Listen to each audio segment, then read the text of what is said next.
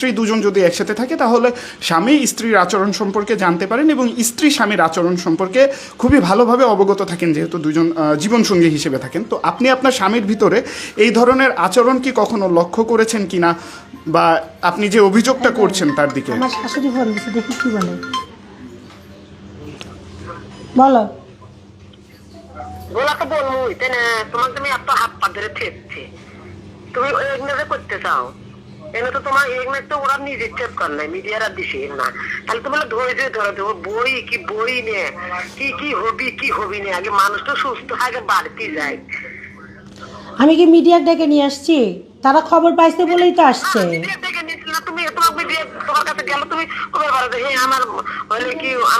হ্যাঁ, আমি বাংলাদেশের মানুষের কাছে স্বীকার করবো যে আমি তার কেউ না, ওই মহিলা তার বউ, তাই না?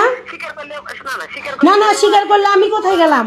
আমার মেয়েরা কোথায় গেল? তোমরা তো আমার মেয়েদেরও অস্বীকার করতেছো। হ্যাঁ, অস্বীকার করতেছো বিদায় তো আমাকে বারবার এখন পর্যন্ত বলতেছো যে আমি যেন স্বীকার না যাই, মিডিয়া আসলে আমি চুপ থাকি চুপ থাকি। আচ্ছা, চুপ থাকা না, তোমাকে আমি সেই চুপ থাকার কথা বলছি। তোমাকে নিয়ে ঝামেলা হয়েছে বাবু, তোমাকে বউ ছেড়ে দিতেছে, ও বিয়ে করতেছে, এই ঝামেলা নিয়ে তুমি ফেসে গেছাও। আমার বেটা কোবাইছে মারছে, সেই নিয়ে মিডিয়া রাগনি করছে। তাহলে তোমার কি ধৈর্য ধরা যাবি না? তুমি মিডিয়ার কাছে না করলে তুমি এমনি করতেছ, আর তোমার কি প্রশংসা পাইতেছে? আচ্ছা, আমার অপ্রশংসাই হোক, তোমার ছেলে যদি আমার সাথে সুভাবে সংসার করে তো করবে, না করেতে না করবে, সেই ব্যবস্থা সেই রাস্তায় তোমরা হাঁটো। ঠিক আছে, আমাকে তোমরা দেওয়ালে পিঠ ঠেকাই দিছো, আমাকে তোমরা দেওয়ালে পিঠ ঠেকাই দিছো। তোমরা পুরো ফ্যামিলি আমার এগেনস্টে, এখন আমার পরিচয়টা পর্যন্ত তোমরা দাও না। তোমার ছেলে অসুস্থ, আমি যাইতে চাই, তোমরা আমাকে না করো যে হাসপাতালে যেও না। তোমার ছেলে আমাকে না করে হাসপাতালে যেও না কেন? ঝগড়া করেন না, তোমরা আমার কাছে যেভাবে কথা বলতেছো যে সব দোষ আমার। আমি কি দোষ করছি? আজ পর্যন্ত কোনোদিন থানায়ও যায়নি, কোনো মিডিয়াতেও যায়নি।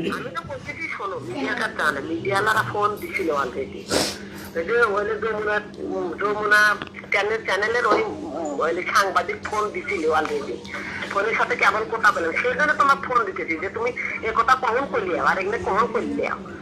আমি তো ভালো ভালো খেয়েছিলাম। মা, আমার ভাল লাগতেছে না মা, একটু রেখে দাও, আমি খুব অস্থির আছি, আমার শরীরে।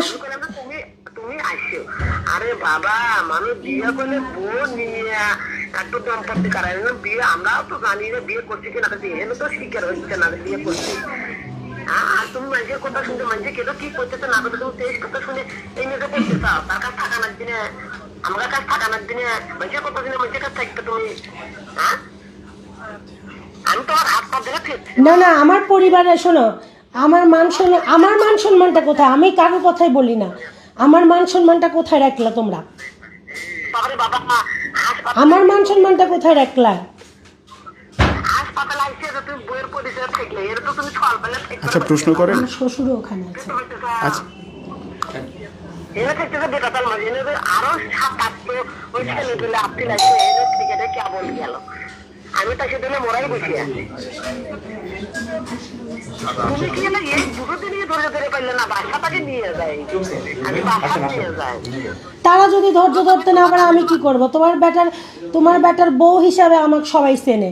এখন তোমার ছেলের অন্য মহিলার সাথে দেখতেছে, কে বলছে, কি সমাচার বলছে, এটা তো আমি জানি না।